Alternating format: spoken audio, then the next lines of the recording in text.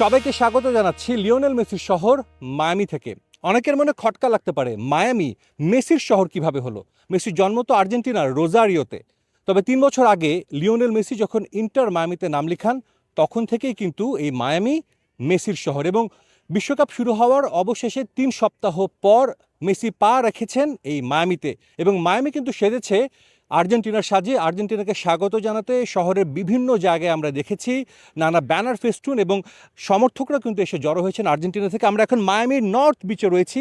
বিচেও কিন্তু আর্জেন্টিনার সমর্থকরা এসেছেন, তারা তাদের মতো সময় পার করছেন, এবং এখানেও বিচগুলো কিন্তু আর্জেন্টিনাময়। আমরা দেখতে পাচ্ছি আর্জেন্টিনার অনেক সমর্থক এসেছেন, তারা বিভিন্ন জায়গায় যাচ্ছেন, গান করছেন। আর্জেন্টিনা যেভাবে আসলে উদযাপন করেন সেইভাবেই তারা উদযাপন করছেন। ঠিক মেসির ম্যাচের আগে Messi for the very first time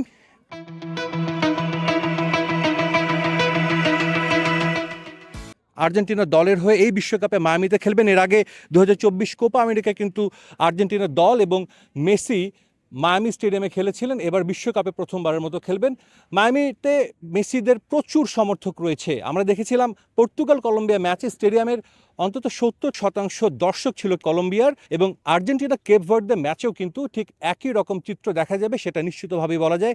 Cape Verde এই বিশ্বকাপের চমক, এখন পর্যন্ত বিশ্বকাপে টিকে আছে। তাদের বিশ্বকাপ যাত্রা খুব শিগগির হয়তো শেষ হয়ে যেতে পারে, অথবা তারা জন্ম দিতে পারে নতুন রূপকথার। তবে আর্জেন্টিনা যেভাবে এই বিশ্বকাপে খেলে চলেছে, যেভাবে তারা সমর্থন পাচ্ছে, তাতে বলাই যায় কেপ ভার্দের বিপক্ষে মায়ামির এই ম্যাচেও কিন্তু আর্জেন্টিনা পুরোপুরি ফেভারিট হয়ে মাঠে নামবে।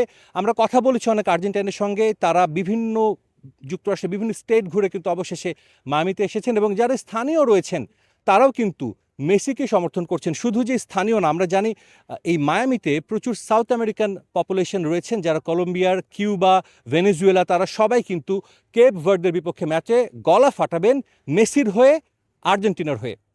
মায়ামি থেকে সাজিদ মুস্তাহিদ, সময় সংবাদ, যুক্তরাষ্ট্র।